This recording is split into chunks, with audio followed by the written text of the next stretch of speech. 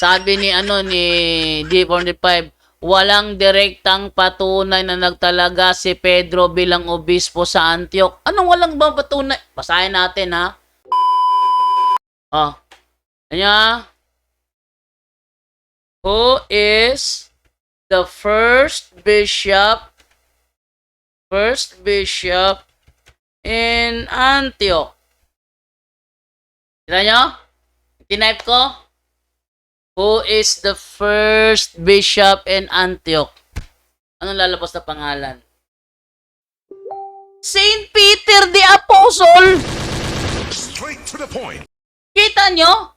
Saint Peter the Apostle. Tapos sumunod, following Saint Peter is Saint Evodius. Oh, tingnan natin. List of bishops of Antioch. Eto. Sino nangunguna? Oh! Sino yan? Ha? Sino yan? Oh. The first bishop of Antioch. Sino yan? Saint Peter. Also known as Peter the Apostle. Straight to the point. Simon Peter, Simeon, Simon or Cephas was one of the 12 apostles of Jesus. Straight to the point. Siyang first bishop of Antioch. Oh.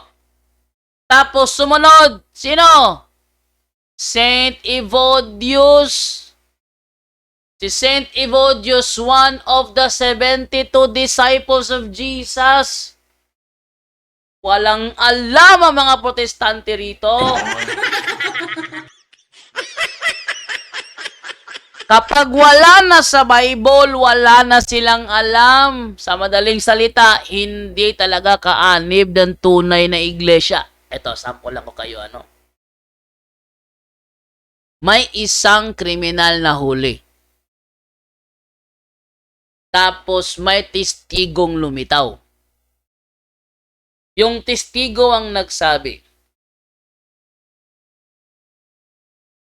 Your Honor, bago niya pinatay ang biktima, meron pa siyang ginahasa na batang babae sa kapitbahay. Yung attorney naman ng kriminal, sabi ng attorney ng kriminal, ha? Binahasa? Tinan ko yung record ko. Wala sa record, ah. Wala sa record. Hindi dapat paniwalaan kasi wala sa record. Sabi naman nung testigo, kung hindi niya nilagay sa record, hindi ko yung kasalanan. But it doesn't follow na hindi niya ginahasa yung kapitbahay bago niya petayin ang biktima. Bakit? Kasi nandoon ako, kasama ko yan. Nandoon ako nung gahasain niya kapitbahay bago niya pinatay yung biktima. Sino po niniwalaan ng korte? Ha? Yung attorney? O yung testigo na kasama ng biktima? Ng suspect? Ganyan yan. Ang mga protestante para lang yung attorney nung kriminal. Pag wala doon sa sinulat nilang record, sabihin nila, wala naman dito, kung huwag kayo maniwala dyan. Pero ang Katoliko, eto, alam ang mga pangyayari na hindi nakasulat doon.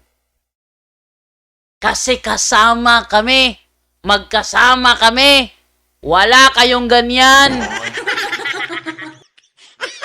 Kaya kapag wala na sa Bible, wala na kayong alam.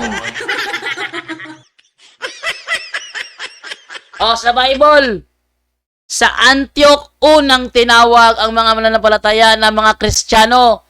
Kilala nyo ba sino ang nagbigay ng pangalang Kristiyano? Wala kayong alam. Wala. Hindi nyo alam sino nagbigay ng pangalang Kristiyano. Kasi nagbabasa lang kayo.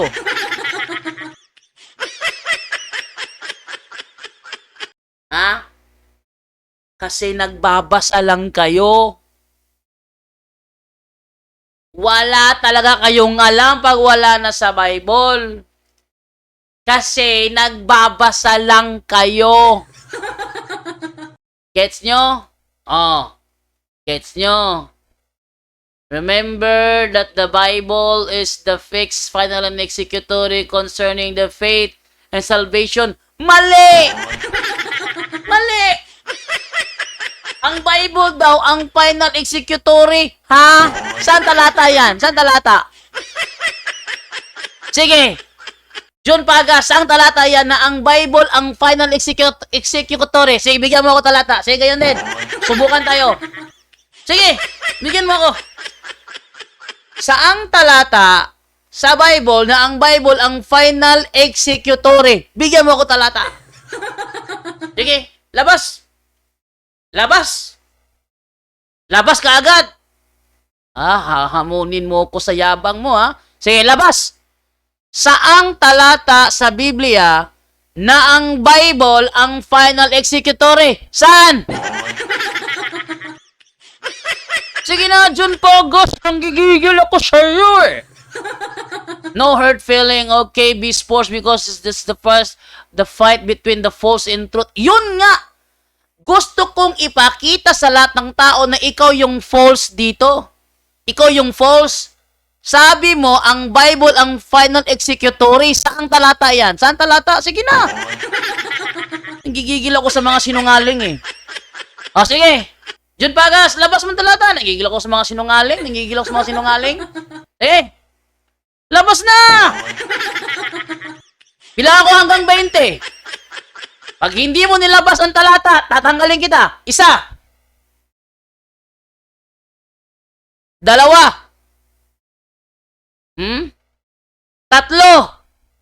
Saang talata? Labas na! 3 na bilang ko. 4. Bago kita tanggalin, babasahin ko kung ano yung final executory. Hindi Biblia. 5. 5 na. Wala pa rin? Wala pa rin? Nakalima na ako, ha? 6. 6 na. Tagal naman. Sige na, gusto ko ipakita na ikaw yung false dito. Gusto ko ipakita na ikaw yung false dito eh. 7 na. Hanggang 20 yung bilang ko. Huwag mo sagarin. Pinapakita mo lang lalo na ikaw yung nasa false. Ikaw yung sinungaling. 8 na. Ha? 8 na. Ang Biblia daw ang final executory? Saan talata yun? Maglalabas ako talata, bago kita tanggalin. Tapos ng talata, hindi Bible. Siyam na, tagal naman maglabas. Siyam, sige na, tagal naman eh. Final executory daw. Ha? 10, naku, nakasampu na ako. 11. Ito yung problema sa mga walang alam sa Biblia, nagpapiling magaling. Nanggigigil ako eh.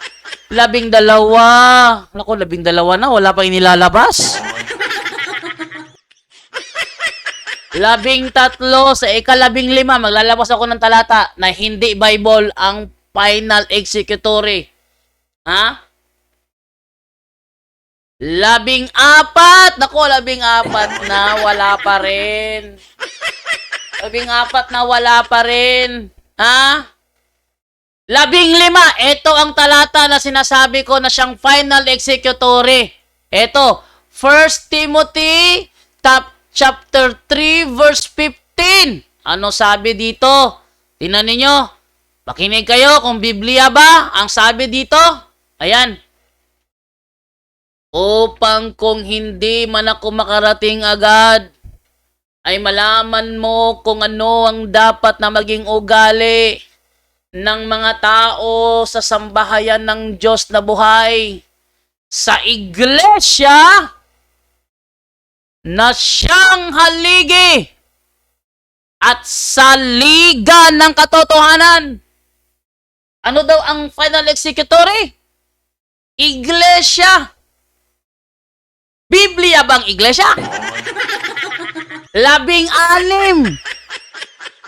16. Sige na, labas na. Sinungaling ka eh. The church, not the Bible. 17. Ano? Labas! Ha? 17. Wala ka pang talata na ang Bible lang pala executory? Nasa screen mismo. It's the church. Ang iglesia. Ang siyang final executory.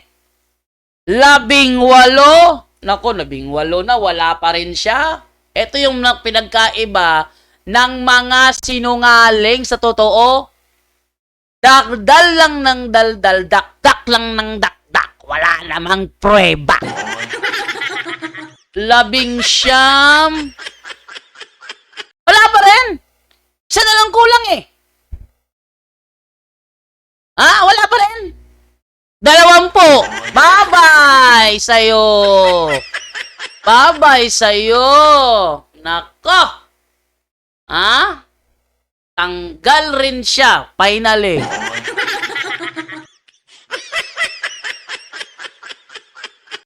Alam niyo mga kaibigan, ang punto por punto ay lumitaw sa mundo para magturo ng totoo. Kaya ang mga protestante dyan, na piling alam ang kanilang mga sinasabi, pag yan hinamon ko ng 20 bilang, actually talaga nagbilang ko ng 20 eh. Tingnan nyo ha, pag ako nagbilang ng 20, hindi yan mabilisan, dahan-dahan yan. Ibig sabihin, may mataas na pagkakataon ng protestanteng patunayan ng kanyang tindig. No. Pero ano ginagawa ng mga protestante? Binabaliwala. Sa halip na patunayan nila ang kanilang assertion, ang ginagawa, nagpapatutsada.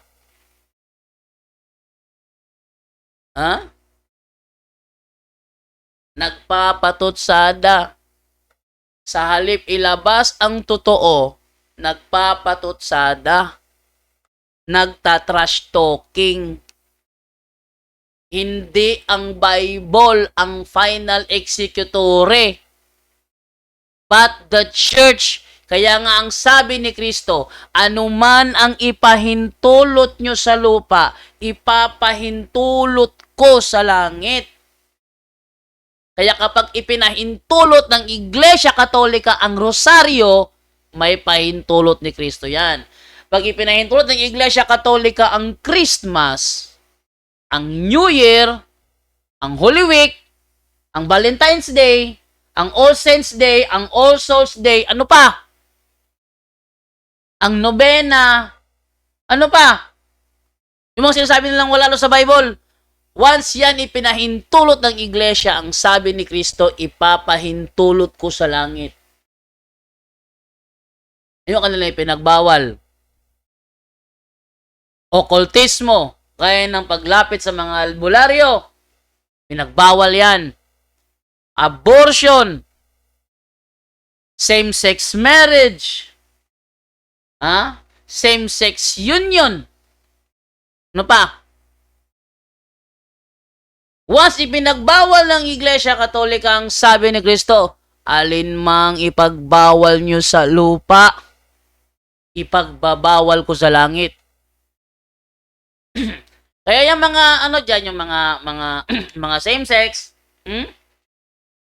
sabi nila, si God naman ang nasa aming gitna eh.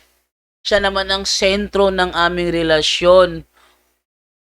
Basura yan, alam nyo kung bakit? Alam nyo kung bakit? Hindi pwede na ang Diyos na nagsunog sa Sodoma at Gomora magbabago para sa'yo. Para sa inyo. Kayo ang sumunod. Kayo ang nilikha, kayo ang sumunod.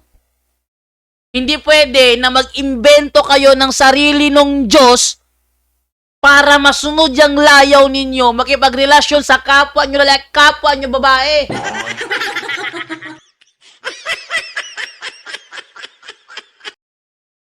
Ha? Huwag kayong mag-imbento ng ibang Diyos sa isip nyo. Nagmamahalan naman kami. Hindi ba God is love? Nagmamahalan naman kami. Bakit? Kung tama yung ginagawa nyo, eh hindi sana sinunod yung Sodoma at Gomora.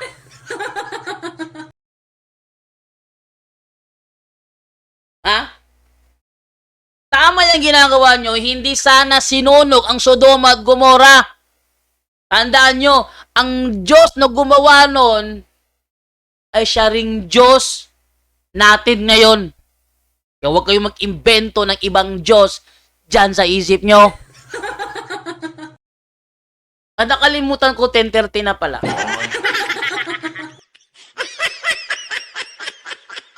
Nakalimutan ko, 10:30 na pala. Sabi ni Black Commando, kaya nga iwasan ang debate na ayaw makikinig. Ay, maganda ngayon ayaw niya makinig kasi pag ayaw niya makinig, sirado isip niya, ang mga tao nakakapag-adjust naman, sabi ng mga tao, ito mas maganda kumanta si Jando. Para lang yan ganito. Yung bangayan ng Katoliko Protestante, para lang yung singing contest. Kayo nakikinig, kayo naman yung judge. Sino mas magaling kumanta? Ay, paglarangan ng pananampalataya, sigurado ako magaling kumanta. Pero paglarangan ng awit talaga na kanta na may mga instrumento, wag nyo kong asahan dyan.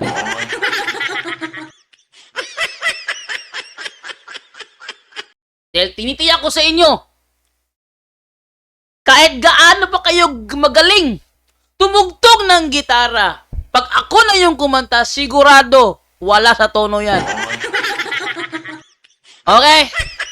Sabi ni God's Eye, di nila alam ang demonyo ay non-binary or genderless entity that can possess a human body.